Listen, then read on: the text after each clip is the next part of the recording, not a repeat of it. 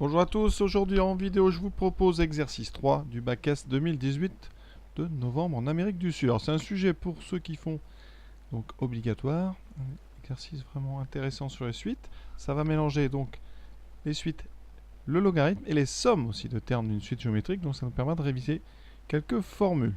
On commence par une petite question sur un tableur. Ça me permettra de vous rappeler un petit peu comment ça fonctionne, parce que ça tombe de temps en temps, on ne sait pas pourquoi, mais voilà. On est parti. Donc on étudie une suite UN qui est définie par une relation de récurrence qui comporte deux termes. C'est-à-dire que pour calculer UN plus 2 ici, vous avez besoin de UN et de UN plus 1. Donc c'est ce qu'on appelle des suites d'ordre 2. Pour avoir eu 2, il vous faut U1 et U0. Pour avoir eu 3, il faut U2 et U1, etc. Donc ce n'est pas les suites les plus faciles à étudier. C'est pour ça que cet exercice, il est quand même plutôt intéressant. Alors la première question, ça va être, comme très souvent, bien de calculer des termes pour voir si vous avez bien compris comment on les calcule les uns après les autres.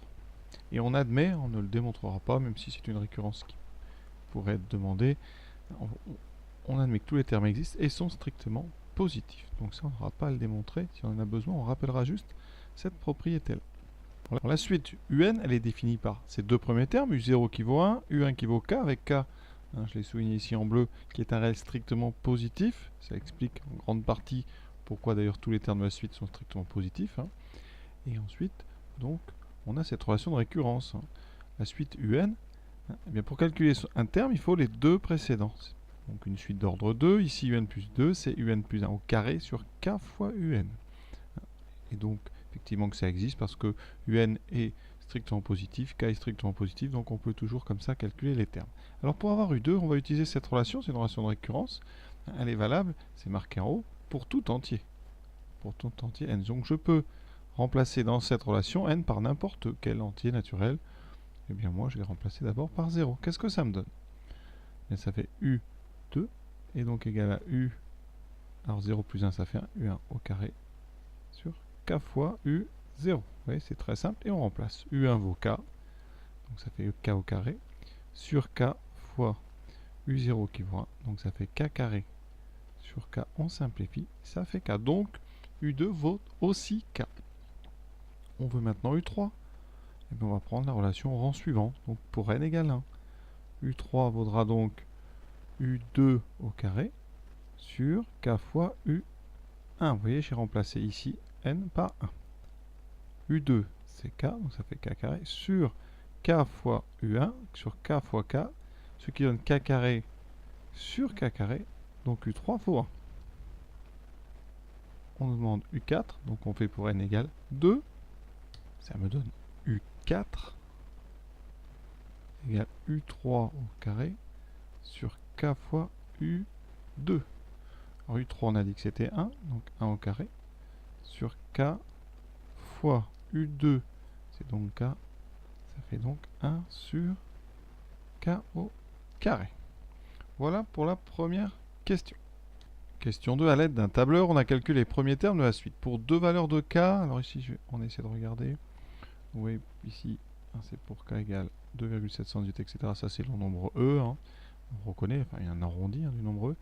Et ici, pour K égale 109, on obtient deux suites, évidemment avec des termes différents. Et on vous dit bien que la valeur du réel K est entrée dans la cellule E2. E2 c'est donc E ici, et 2 ici. Donc c'est bien la cellule E2, c'est bien cette cellule qu'on a là. Alors, question donc 2A, quelle formule saisie dans la cellule B4?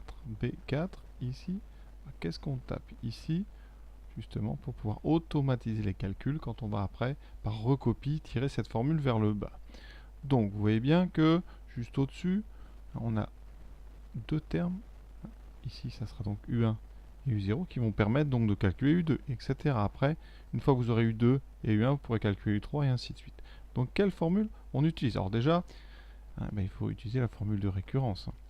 Formule de récurrence, pour calculer donc UN plus 2, on utilise UN plus 1 qu'on met au carré, donc UN plus 1 fois UN plus 1. Et ensuite, on fait K fois UN. Donc avec les cellules, qu'est-ce que ça va donner? Donc dans ma cellule, donc ici, B4, qu'est-ce que je vais mettre? Alors, dans B4, qu'est-ce qu'on met? Alors déjà, pour faire une formule, il faut toujours mettre un égal. Ensuite, il faut avoir UN plus 1, UN plus 1.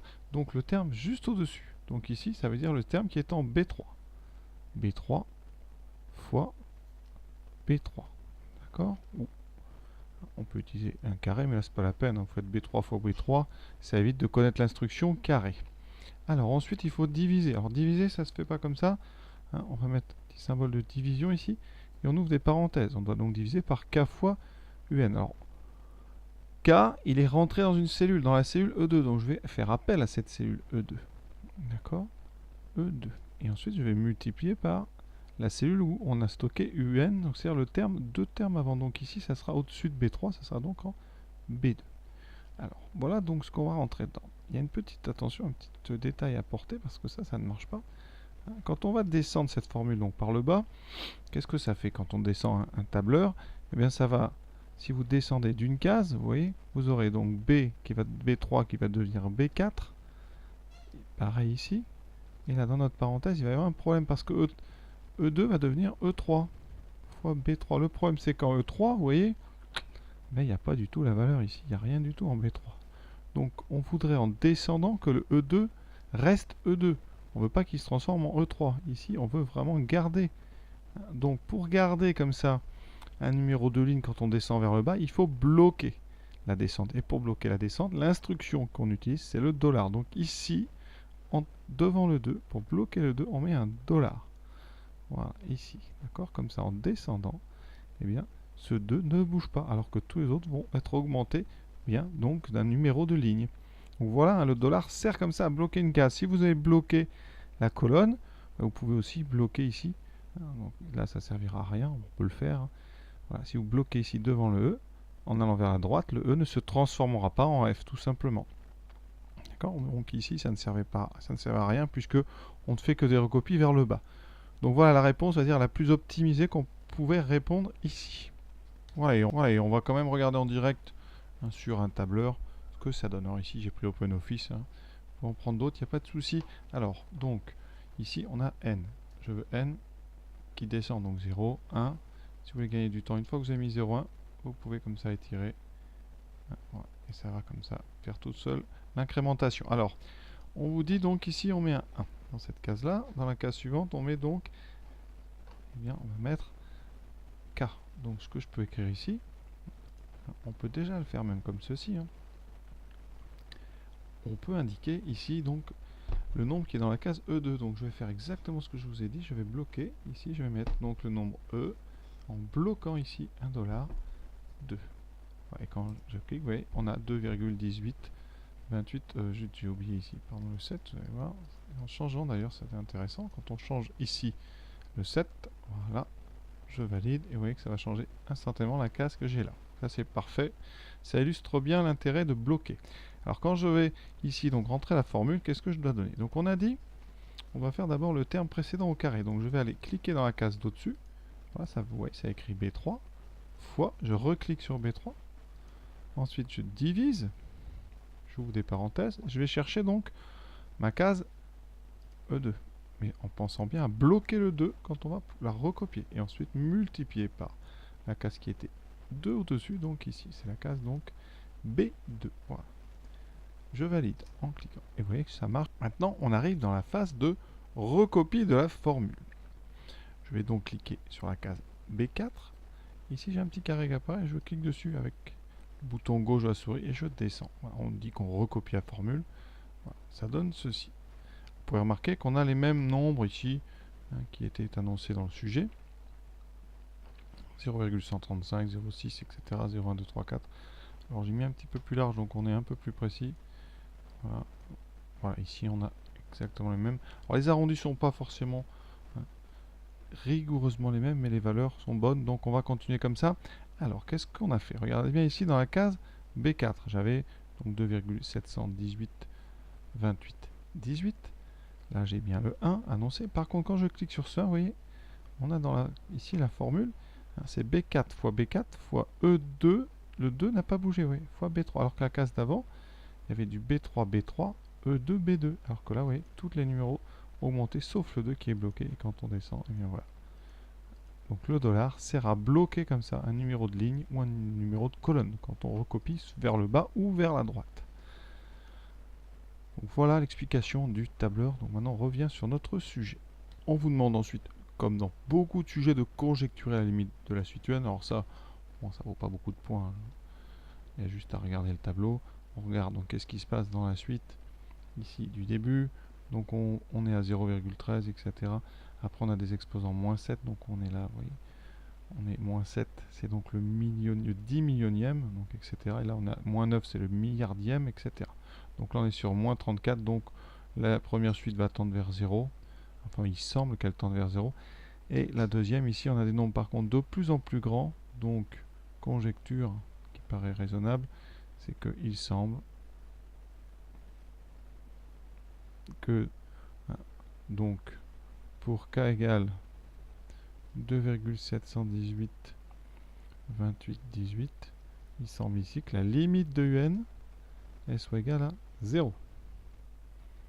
D'accord? Et pour k égale, alors pour le deuxième il s'est marqué ici, c'est 0,9, il semble que la limite en plus infini de UN soit égale à plus infini. Ce ne sont évidemment que des conjectures, rien n'est démontré.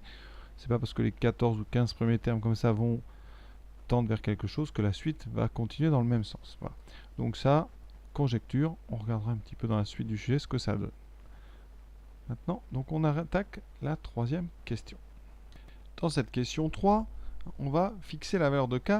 On va dire que k égale à E. E, hein, ce nombre vraiment exponentiel de 1, donc c'est vrai qu'il est à peu près égal à 2,718. Donc on comprend maintenant le premier exemple du tableau de valeurs qu'on a eu, hein, tableur.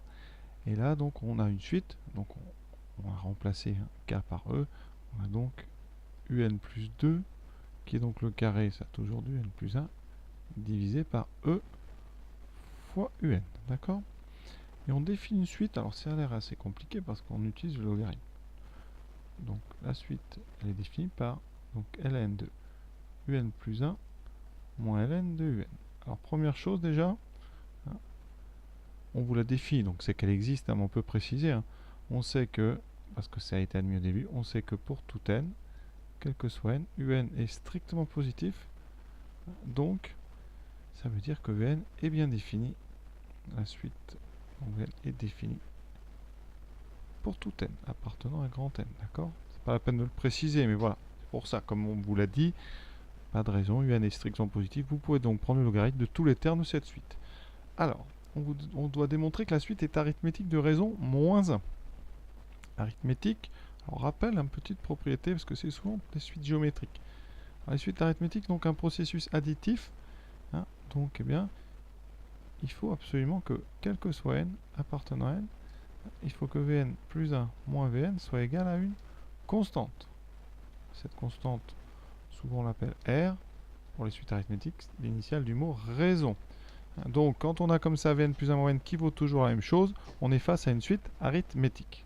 Je vais donc essayer de démontrer que cette différence elle est toujours constante. Donc, quel que soit n appartenant à n, je vais regarder combien vaut Vn plus 1 moins Vn. Alors, Vn plus 1, on prend la relation ici qui définit donc Vn mais au rang suivant, ce qui me donne donc ln de un plus 2 moins ln de un plus 1 moins Vn, c'est-à-dire ln de n plus 1 moins ln de un. Alors qu'est-ce qu'on peut faire de tout ça? Alors, il va falloir utiliser pas mal de propriétés du logarithme. Donc déjà, j'enlève les parenthèses. J'ai donc ln de n plus 2 moins ln de un plus 1. Je vais avoir un deuxième moins ln de n plus 1, donc ici j'en ai 2, plus ln de un. Quelle propriété du logarithme va-t-on utiliser? Alors, je vous rappelle, hein, une propriété très simple que vous connaissez bien, le logarithme d'un produit, donc je prends deux nombres A et B strictement positifs, le logarithme d'un produit, c'est la somme des logarithmes. Et pour un quotient, le logarithme d'un quotient, c'est la différence des logarithmes. Donc ici, bien, je peux faire pas mal de choses. Alors il y a un coefficient 2 ici, alors je vais peut-être rappeler une autre propriété, j'en aurai besoin. Le logarithme d'un carré, c'est 2 fois le logarithme. C'est le nombre A est strictement positif, toujours, ça c'est très important. Ici, tous les termes un sont positifs, donc je peux rentrer le 2. Ici, j'ai ln de un plus 2 plus ln de un, donc je peux eh bien, mettre ça sous forme de ln de n plus 2 multiplié par un. Hein, ça, c'est le gradient produit. Moins 2. Alors le 2, j'ai dit que j'allais rentrer à l'intérieur. Donc moins ln de un plus 1 au carré. J'ai une soustraction. Donc je mets ça sous forme d'un quotient. Un plus 2 fois un sur un plus 1 au carré. Voilà. Alors là, on se dit c'est un peu compliqué, mais regardons la définition de la suite un. Vous allez voir qu'il y a quelque chose qui se passe. On connaît ici un plus 2. Un plus 2, c'est donc un plus 1 au carré sur e fois un. D'accord?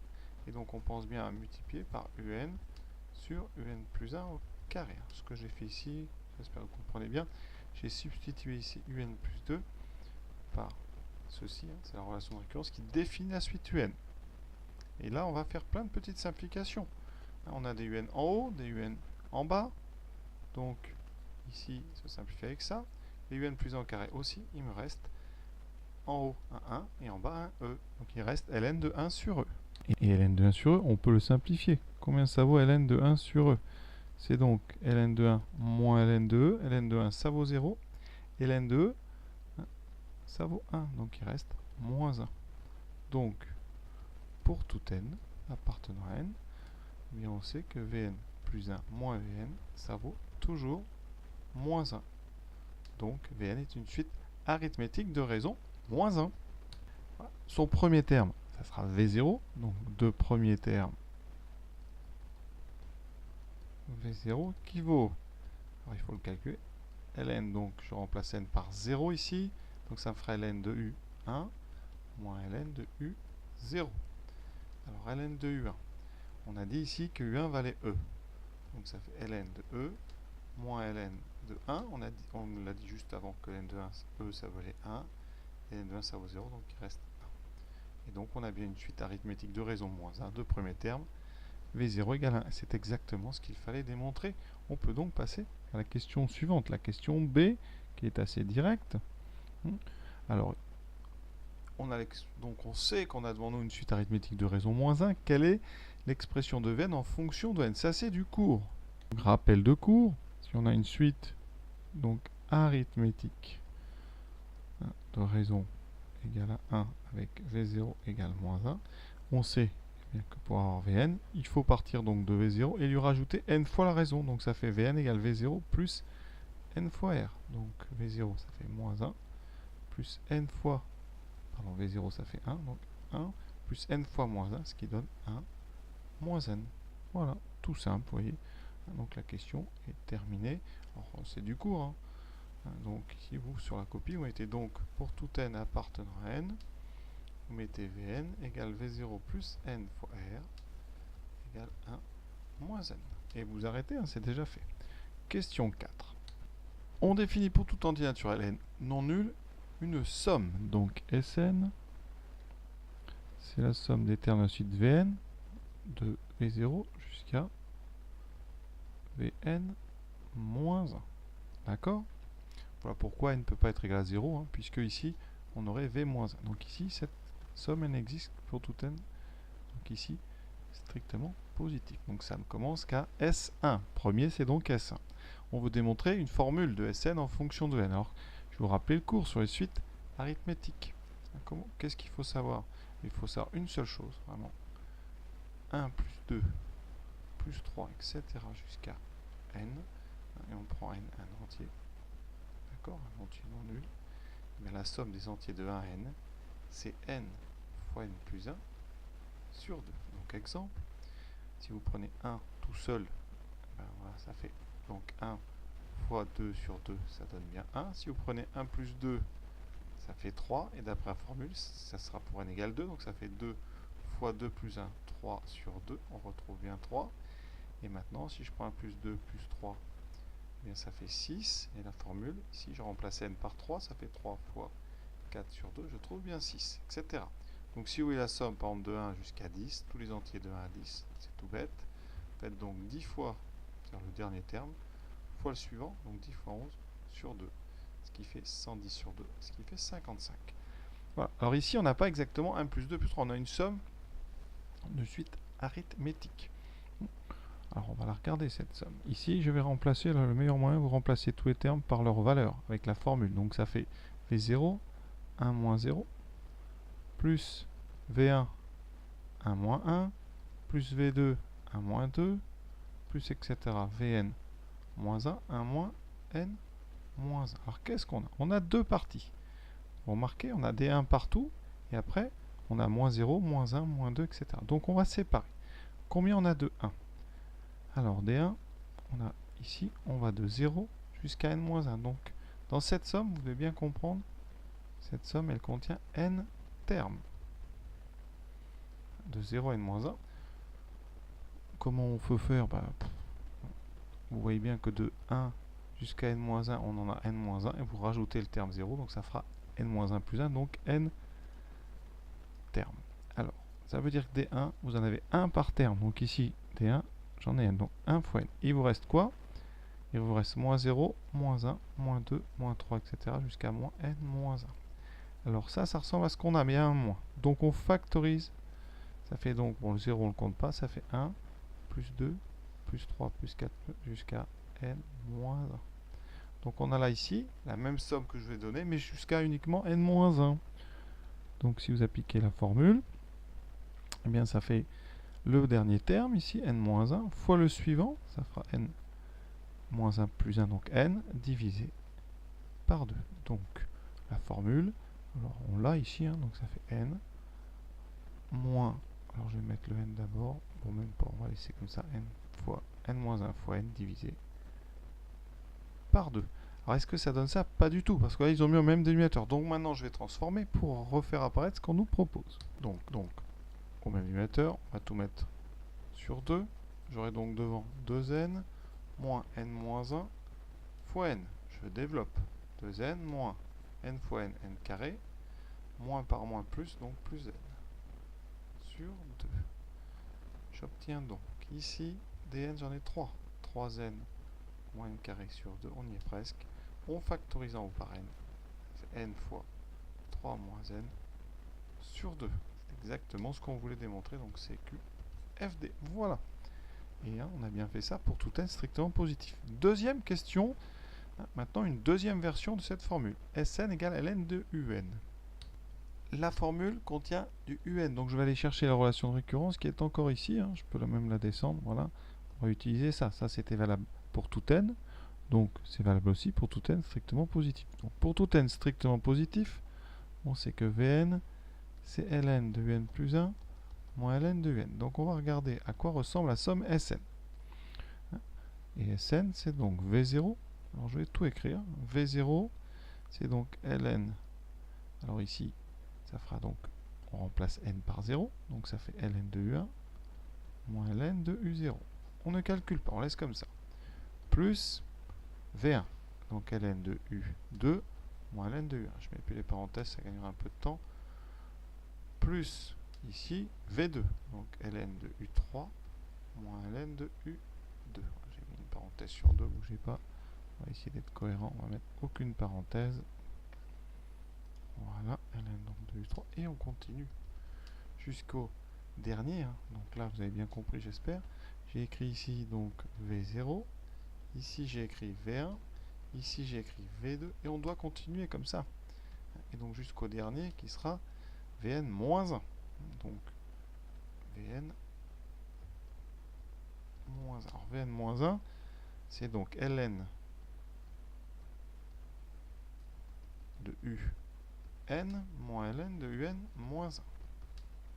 Voilà, donc ici le dernier, ça sera Ln de Un moins Ln de Un moins 1. Voilà. Qu'est-ce qu'on va faire de toute cette somme?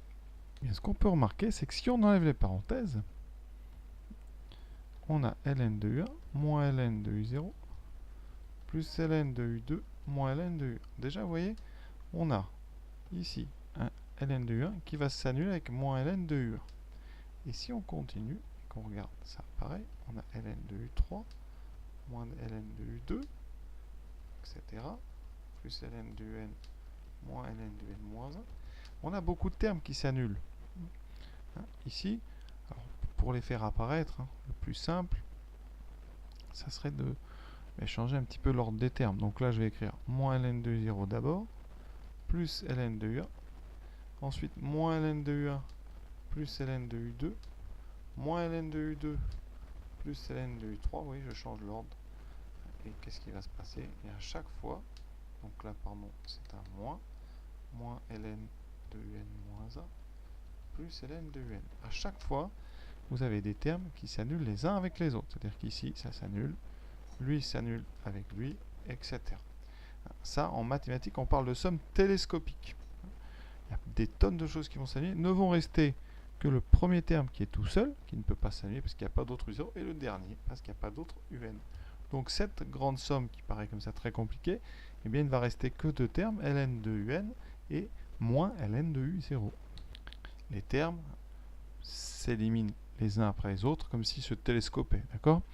Alors que je répète, il reste donc le dernier, ln de un, et le premier, moins ln de u0. Alors ln de u0, ça vaut combien? Je rappelais que u0 vaut 1, donc ça fait moins ln de 1, et ln de 1 c'est 0. Il reste donc ln de un.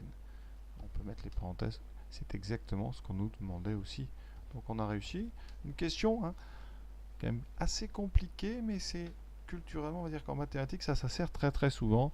Il y a souvent, quand on est en post-bac, des suites dites télescopiques, enfin des sommes télescopiques, où beaucoup de termes s'annulent les uns avec les autres. Voilà. Et c'est très souvent avec le logarithme d'ailleurs. Question suivante. Dans la 5a, on vous demande d'exprimer un en fonction de n. Alors qu'est-ce qu'on vient de faire? On vient de dire que quel que soit n strictement positif, Sn c'était n fois 3 moins n sur 2, et c'est aussi égal à ln de un. D'accord? Donc on va pouvoir extraire un grâce à ça. Hein, ça veut dire qu'ici, on oublie Sn maintenant, donc ça vous n'en avez plus besoin.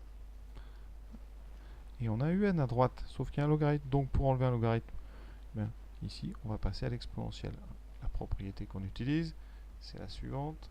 Propriété, quel que soit donc A et B réels, si vous avez A égale B, eh bien, enfin même A égale B équivaut à exponentielle A égale exponentielle B. Donc je peux passer à l'exponentielle.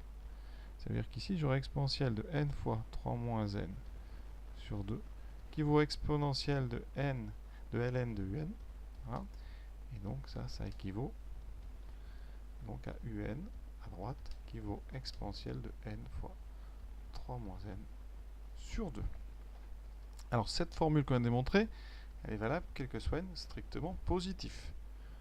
Donc on n'a pas testé pour 0, donc on va vérifier si on remplace n par 0. On n'a pas le droit, mais pour voir si la formule peut se prolonger. Pour n égale 0, exponentielle de n fois 3 moins n sur 2 vaut exponentielle donc de 0 fois 3 demi. C'est bien ça, je dis pas de bêtises, donc ça fait exponentielle 0. Ça fait 1, donc elle marche pour n égale 0. Donc cette formule, elle est valable quel que soit n.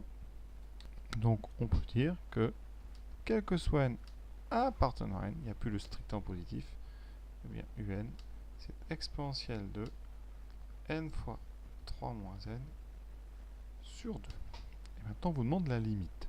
Bon, ça, c'est pas trop compliqué, c'est une petite composée simple. On va donc regarder la limite de ce qu'il y a à l'intérieur de l'exponentielle. D'accord? On va faire ça tranquillement. Il y a le n. Bon, ça en plus infini, ça fait plus infini. On a le 3 moins n, qui tend vers moins l'infini. D'accord? Donc, par produit, la limite de n fois 3 moins n sur 2, on divise par 2, ça ne changera pas la limite, ça fera donc moins l'infini. Voilà. Et ça, on le compose avec exponentielle. Donc on rappelle que la limite, quand grand X tend vers moins l'infini d'un exponentiel, c'est 0. Donc les deux choses, l'un dans l'autre, donc par composition, parce que là on met la composition, c'est-à-dire qu'on met une fonction à l'intérieur d'une autre, et bien la limite, quand n tend vers plus l'infini d'exponentielle n fois 3 moins n sur 2, elle vaut 0. Et donc la suite un, la limite donc de un en plus l'infini, c'est 0. Dernière question déjà, donc trouver la plus petite valeur de n telle que n est strictement plus petit que 10 puissance moins 50. Alors là, entre parenthèses, enfin, on vous demande par la méthode de votre choix, écriture d'un algorithme, résolution d'une équation. Alors écriture d'un algorithme, Alors, je ne sais pas s'il faut écrire un algorithme et après l'utiliser, ou si on vous demande juste, voilà, vous prenez la machine et vous donnez la réponse. Je pense que vu la formulation de la question, il faudrait écrire l'algorithme sur la copie. Donc on va plutôt pencher vers la résolution d'une équation, parce que ça, techniquement, on va dire que c'est facile. Après, je vous montrerai peut-être les algorithmes. Donc ici, d'après ce qu'on vient de faire, on sait que pour tout n, un c'est exponentielle en fois 3 moins n sur 2. Et on a donc à résoudre cette petite inéquation. Alors, pour ceux qui sont bons, on va dire en algèbre et tout ça, il n'y a rien de très compliqué. Donc on va passer au logarithme. Ici, tout est strictement positif. Donc ln est strictement positif donc sur r plus étoile. Et ici, vous voyez, on a bien que des nombres strictement positifs. Donc ça veut dire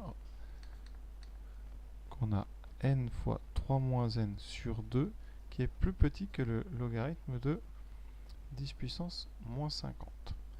Alors, on multiplie par 2. Ça fait donc n fois 3 moins n plus petit que 2 fois ln de 10 puissance moins 50. Je transformerai après ce logarithme. Pour l'instant, on va laisser comme ça. On développe. Alors, j'ai donc 3n moins n carré plus petit que 2 moins ln de 10 puissance moins 50. Alors, comme il y a un moins devant ln carré, je préfère tout mettre à droite. C'est plus simple, hein, par habitude. Donc, si je mets tout à droite, j'aurai ceci 0 plus petit que n carré plus, moins 3n plus, alors 2 fois ln de 10 puissance moins 50. Le logarithme a une petite propriété qui est intéressante, une propriété, on peut sortir les puissances. Donc ça fera ici 2 fois moins 50, ça fera moins 100 ln de 10. Et si je réécris en lisant de droite à gauche, c'est donc n carré moins 3n moins 100 ln de 10 qui doit être strictement positif. Alors ça, c'est un trinôme, donc ici, trinôme du second degré. Donc on va chercher ses racines pour avoir son signe. Ce trinôme, donc ses coefficients, c'est a égale 1, b égale moins 3, c égale moins 100 ln de 10. Donc, discriminant b carré moins 4ac, ça fait moins 3, 1, oh, j'ai pas assez de place ici, on va serrer n de 10. Donc ça fait 9, plus 4 fois 100, 400 ln de 10. Ça, c'est strictement positif, parce qu'un de 10, c'est positif. Donc il y a deux racines. n1, donc moins b, ça fait 3, moins racine carrée de 9 plus 400 ln de 10, sur 2a, donc sur 2. Et n2 égale à 3 plus racine de 9 plus 400 ln de 10 sur 2. Alors ici, dans la racine, on a 9 plus quelque chose, donc c'est plus grand que 3 cette racine. Donc ici, n1 est négatif. Et n2 est strictement positif. D'accord? Donc, en conséquence, quand on va faire le tableau, ici, nous, on a besoin du signe donc, pour des valeurs de n. n, c'est un entier. Donc, notre n2 moins 3n moins ln 100 ln de 10, il est positif. Ici, alors vous avez, on commence à 0, donc on va mettre que n2. Ça s'annule. Trinôme du second degré, le coefficient dominant est positif, donc on a plus, moins, plus. Donc ici, je suis dans la zone moins, plus. D'accord? Donc, premier endroit où c'est positif, ça sera juste après n2. Donc, on doit prendre n strictement plus grand que n2. Donc, il faut trouver une valeur approchée de n2. Vous voyez à la calculatrice que ça donne 16,75 à peu près. Hein. D'accord? Donc, on est hors n2 est à peu près 16,75. Donc, la valeur cherchée, c'est donc le premier entier supérieur à 16,75. Donc, c'est 17. D'accord? Voilà, donc c'est à partir de n égale 17 que un va devenir plus petit que 10 puissance moins 50, ce qui traduit bien d'ailleurs la limite 0 qu'on avait conjecturée au début du sujet. Avec un algorithme, ça peut donner deux types de choses. Soit vous utilisez la fonction, la formule ici, exponentielle n fois 3 moins n sur 2. Dans ce cas-là, c'est très simple. Il faut créer donc ici un endroit pour stocker la valeur de u. Hein. Alors, au début, U, ça sera U0, donc U vaudra 1. Ensuite, on crée N. Au début, N vaudra 0. Et donc, on va faire une boucle conditionnelle tant que U donc est... Alors, il faut le contraire de strictement plus petit. Donc, quand que U est supérieur ou égal à 10 puissance moins 50, il faut calculer. Donc, il faut que U donc, devienne... Donc, ici, dans U, vous allez mettre exponentielle de U fois 3 moins U sur 2. Et à chaque boucle, votre compteur va gagner 1. Donc, N devient N plus 1. Voilà. Et après, on s'arrête ici. Alors, en français, on met ici fin de temps que. Et on affiche, évidemment. Alors, ce qui nous intéresse, c'est d'afficher donc N. Pas la valeur de U, mais c'est donc N, le premier rang après lequel vous serez donc strictement plus petit que 10 puissance moins 50. Donc, la chose importante, si vous faites ça, c'est donc de bien mettre le contraire de strictement plus petit, c'est donc supérieur ou égal. Après, vous prenez votre machine, vous faites un tableau, on va le faire tout de suite. Alors, dans le mode donc fonction, on n'a même pas besoin d'utiliser un mode suite. Vous rentrez votre fonction, donc exponentielle de x fois donc 3 moins x, voilà. Et ensuite divisé par 2. Voilà, ça c'est votre fonction. Ensuite, vous allez régler votre table. Vous allez faire donc un début de table à 0 et vous allez de 1 en 1. Voilà. Et donc je vais voir la table et vous allez voir, on regarde quand est-ce qu'on est en dessous de 10 puissance moins 50. Donc on descend, vous voyez, 0,13, etc. 10 puissance moins 16, moins 24, moins 29, moins 34, moins 40, 10 puissance moins 46, voilà, 10 puissance moins 52. Donc c'est bien à partir donc de 17, et vous pouvez mettre, d'après la machine, on trouve 17, voilà. Mais il faut par contre écrire votre algorithme. Et vous avez un autre algorithme possible, celui qui utilise la relation de récurrence UN plus 2 égale UN plus 1 au carré sur E de ici UN. Alors cet algorithme, donc, il est un petit peu plus compliqué parce que c'est une suite d'ordre 2. Donc au départ, il vous faut bien 2 cases. Alors ici, je ne sais pas, on va mettre des lettres. En général, on prend des lettres majuscules. Donc ici, une première case, vous mettez le premier terme de la suite. Et B, vous mettez le deuxième. Donc ici, c'était E. Voilà. Il vous faut évidemment un compteur. Voilà. Et vous allez calculer successivement les termes de la suite. Donc ici, alors, c'est le E, c'est le B qui nous intéresse. Donc tant que B est donc supérieur ou égal à 10 puissance moins 50, on va continuer de calculer. D'accord? Qu'est-ce qu'on calcule? On calcule, donc ici, alors c'est des suites difficiles parce que c'est des suites d'ordre 2. Donc il me faut une troisième variable C dans laquelle je vais stocker temporairement la valeur de B. C'est-à-dire dans C, je mets B. Voilà. Ensuite, B, je vais le transformer. Ça sera donc, d'après la relation de récurrence, UN plus 1 carré. Alors UN plus 1, c'est donc justement B. Donc ça fait B au carré. Donc B fois B. Voilà, qu'on va diviser par E fois A. Donc E fois A. Voilà. Ça veut dire que dans la variable B, j'ai stocké UN plus 2. Et dans A, maintenant, il faut que je remette UN plus 1. C'est compliqué. Donc ici, dans A, maintenant, je vais renvoyer C. Comme ça, à ce moment-là, eh bien, j'ai décalé. Maintenant, dans A, j'aurai U1 et dans B, j'aurai U2. Et à chaque fois, ça va, donc, comme ça, avancer. Dans la boucle, il faut quand même monter la valeur de N à chaque fois de 1. Et cela, comme dans tous les boucles conditionnelles, ici, on met donc fin de la boucle. Donc, fin de tant que. Et après, il faut afficher. Alors, qu'est-ce qu'on affiche? Là, il faut faire très attention. On ne va pas afficher N. Pourquoi? Dans la première...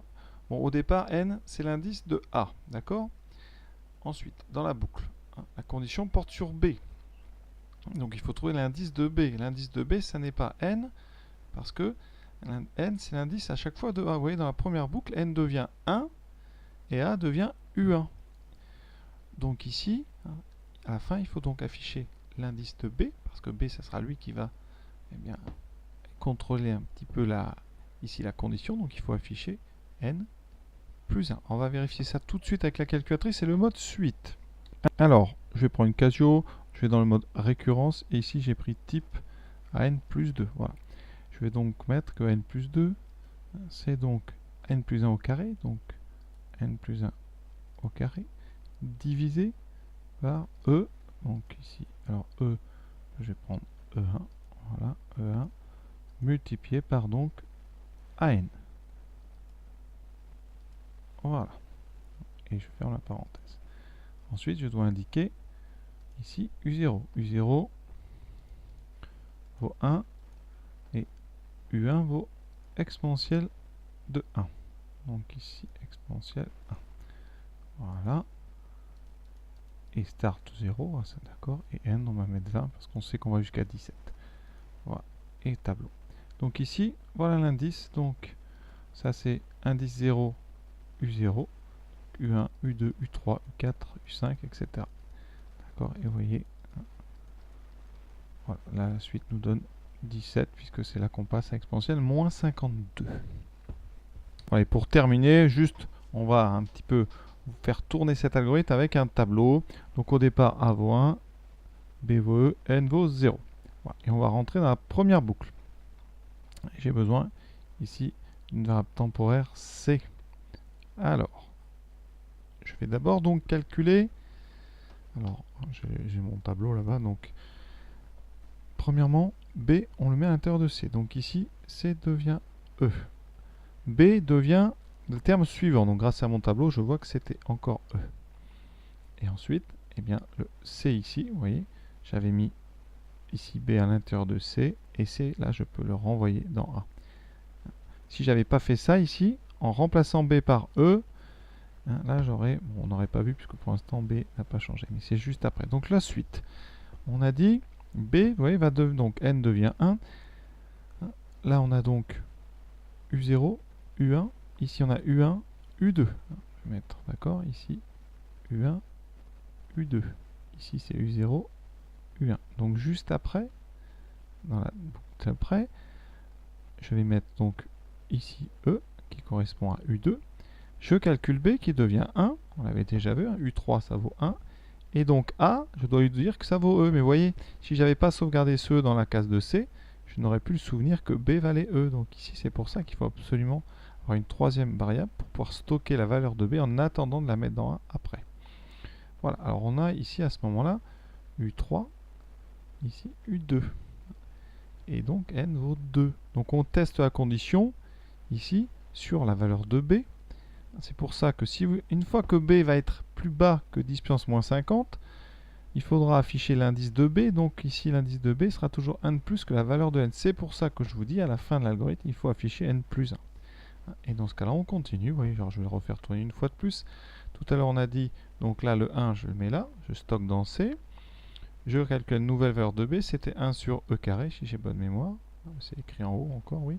Et donc, dans A, je vais renvoyer ce 1. Et là, on a donc dans A, c'est U3, et dans B, U4. Et la valeur de N vaut 3. Ensuite, on continue, il y a plein de valeurs, voilà. Vous allez arriver à un moment à N ici égale donc 16. Pour N égale 16, eh bien j'aurai donc ici, dans la variable A, j'aurai U16, et là j'aurai U17. U16 m'intéresse pas trop, mais U17, je sais que c'est... Alors je vais descendre là avec ma calculatrice. Voilà, vous voyez que U17, c'est 2 exposants 10. Donc 2 fois 10 puissance moins 52. Et celui-là, oui, c'est 6 fois 10 puissance moins 46. Donc quand on va remonter en haut de la boucle, hein, pour tester la condition, on ne re-rentrera pas. D'accord? Donc à ce moment-là, stop. Et N vaut 16. Mais on sait que la réponse c'est 17, donc c'est pour ça qu'ici il faut afficher 16 plus 1, donc 17. Voilà comment on fait tourner l'algorithme. Je ne sais pas si vous êtes encore nombreux à avoir été jusque-là dans cette vidéo. En tout cas, si vous y êtes, eh bien merci d'avoir été jusqu'au bout. Je vous souhaite une bonne fin de journée à tous après ce bel exercice. À bientôt.